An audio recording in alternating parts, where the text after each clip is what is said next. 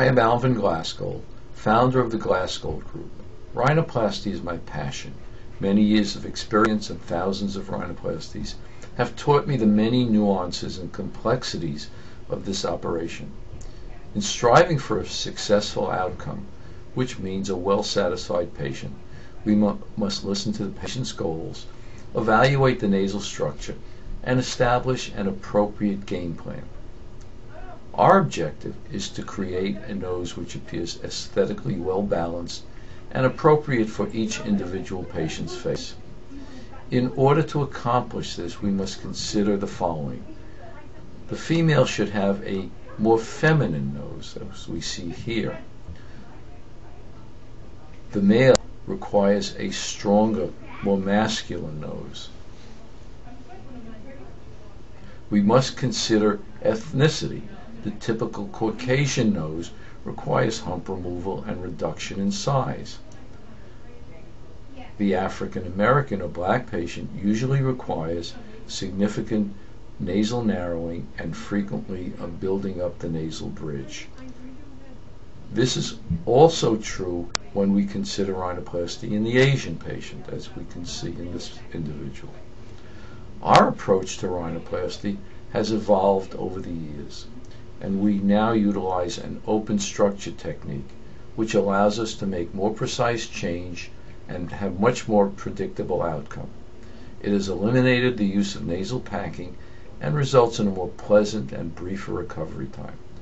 I'd like to indicate some of the salient features we address in rhinoplasty. First, we'll talk about the profile. Most commonly, we are reducing an over-projecting nose, removing a bump at the bridge, as well as reducing overall nasal size. In addition, the following are changes that we must be able to accomplish in rhinoplasty. Reduction of the over-projecting tip, as we can see in this individual. Also, shortening the long nose, which droops over the lip. This is an important consideration. We also want to be able to elevate a drooping tip, as we see in this young man. And when the nose is overly long, we want to be able to shorten it to an appropriate size. Tip contouring can vary from a well-defined tip, as we see here, which some female patients prefer, to a more subtle tip, as we see in this young lady. The male nose generally requires a subtle tip.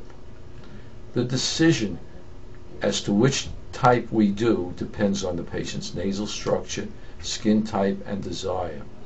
And this is determined at the time of consultation. Now we should look at the frontal view. And in most cases, the frontal view changes are very subtle and natural, making the effective rhinoplasty not too noticeable. Narrowing the very wide nose is important. A tip which droops with a smile must be corrected and fixed and secured so it maintains proper position even when smiling. Crooked noses must be straightened so that they don't detract from the facial appearance. We also pay particular attention to the nostrils.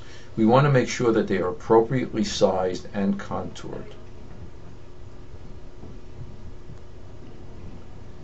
When we analyze the profile, the relationship of the chin to the nose can be very important.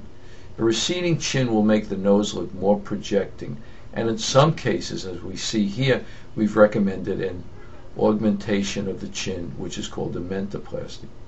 And this would be performed at the time of rhinoplasty. These are just some of the important aspects of rhinoplasty.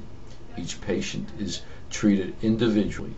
If you're considering rhinoplasty or are unhappy with your nasal appearance, I strongly recommend you seek a consultation so we can evaluate your particular situation and make appropriate recommendations. During this consultation, we often will use computer imaging as an aid. Lastly, we don't want to lose sight of the importance of nasal function, which is always addressed at the time of rhinoplasty.